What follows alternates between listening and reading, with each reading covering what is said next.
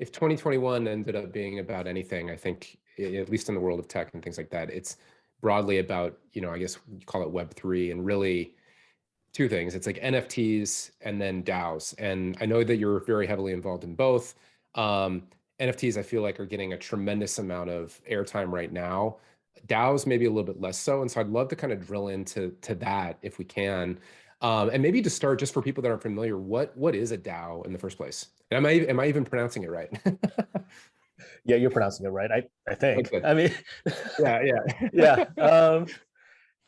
I think that the easiest way to describe a DAO is that you kind of have to see it in the context of the rest of history. So far, up to this point in history, organizations required a legal framework.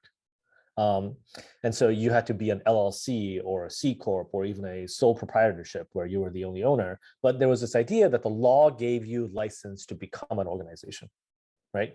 What a DAO is that it's not the law, it's software that gives you the right to become an organization, right? And that's a radically different way of thinking about it. Now, there's clearly legal mechanisms about liability that we need to consider, but setting that aside for a second, what we're saying is, if you belong to this tribe, you can use a piece of software that collectively groups you together into a membership.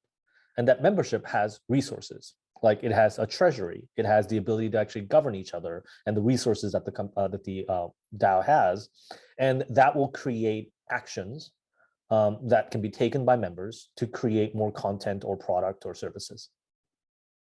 So in a nutshell, a DAO is an organization whose structure is maintained and created by the software at its core.